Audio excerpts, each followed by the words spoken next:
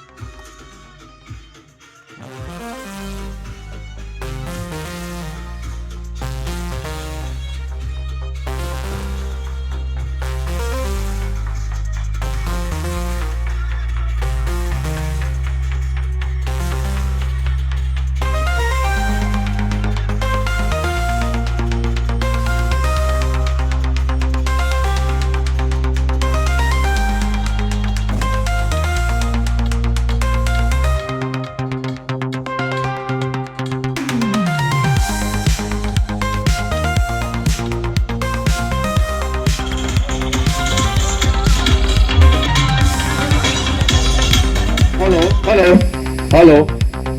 હવે સૌ આપણે અહીંયા આ સુંદર મજાનું પ્રવેશ દ્વાર દરવાજો પણ આપણે કહીએ છીએ ને કે લાગજોડી પ્રવેશ દ્વાર આપણા ગામમાં અહીંયા તમને સ્વાગત કરે છે.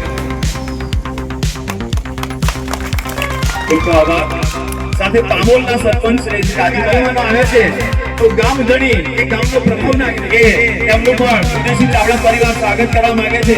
તો ગામના સરપંચ શ્રી રતિલાલ ભુવાજી, ડેપ્યુટી સરપંચ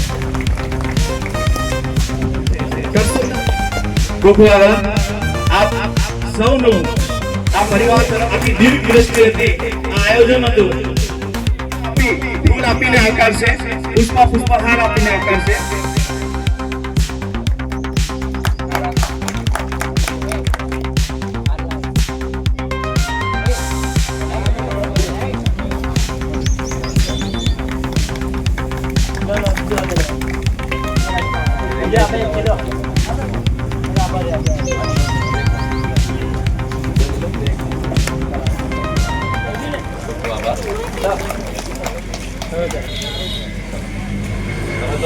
વડીલ છો એટલે પહેલાથી જ હતું જ, પણ એમનો પરંપરા વારસાગત એમને ચાલુ રાખ્યો છે કે ઘોડાભાઈ મોથાભાઈનું નામ આગળ આવતું વર્ષો પહેલા.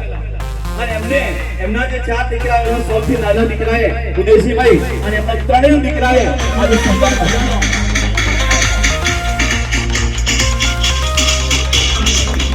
શાલરૂપી કવચ અમને આપ્યું છે. ગામના મંદિરના બુવાજી અને ગામના પ્રથમ નાગરિક સરપંચ અને સૌ ગામના વડીલોએ એમને શાલરૂપી કવચ આપ્યું છે કે ઉદયસિંહભાઈ ચાવડા તમારું તંદુરસ્તી આવીને આવી કાયમ ટકી રહે અને ગામના વિકાસના કામોમાં તેઓ આગળ રહે. યુવાન ટીમ આવી જશે તેમને પુષ્પહાર પહેરાવીને. કનુભાઈ સોમાભાઈ ચાવડા પણ તેમનું સન્માન કરે છે. સૌ ગ્રામજનો અમુલભાઈ પીઠાભાઈ ડેરીની સ્થાનિક વાડી બ્લોક સોપારી માગેલા તેઓ પણ ઉદયસિંહ ચાવડાનું પુષ્પહારથી સ્વાગત સન્માન કરે છે. પૂર્વ આચાર્ય છત્રસિંહ સોલંકી તેમને પુષ્પહારથી સન્માન કરે છે. કરસનદાસ મહારાજ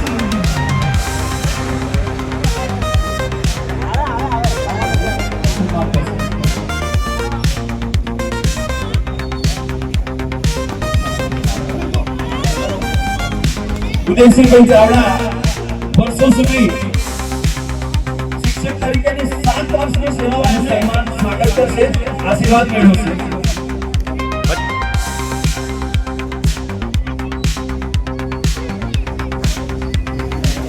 અહીંયા એમને ત્રણેય દીકરાની પુત્ર વધુઓ છો તો પિતાજીના પગે લાગી અને આશીર્વાદ મેળવશે. ત્રણેય પુત્ર વધુ મોટી પુત્ર વધુ અરુણા, મીનાક્ષી અને ગાયત્રી ત્રણેય આવી જશે. અંબે મેળવશે. પોતાના પપ્પા પોતાના પિતાશ્રી સમાન દીકરાઓને તેમને સરખા જ રાખ્યા છે અને ગામની આશીર્વાદ પાઠવે છે. શ્રી સંજયભાઈ ફતેહસિંહ સોલંકી પણ તેમને પુષ્પહાર પહેરાવી અને સન્માન કરી રહ્યા છે. આપણા ગામના એક ભામાસા જેને કહેવાય, દાનવી દાતા કહેવાય. આપણા ગામમાં રામદેવજીના મંદિરમાં જાળી મૂકેલી છે, એમને ખોડિયાર માતાના મંદિરમાં દાન આપેલું છે. આજે સુંદર ગામને ભેટ આપી છે. એટલે ગામના યુવાનો, કાકા યુવાનો આવતીકાલનું ભવિષ્ય છે. મારા જેવા તો આવતીકાલે ક્યાંય નીકળી જશે. એટલે આવનારી પેઢી પણ વડીલોના સાથ સહકારથી આપણે સૌએ આગળ વધવાનું.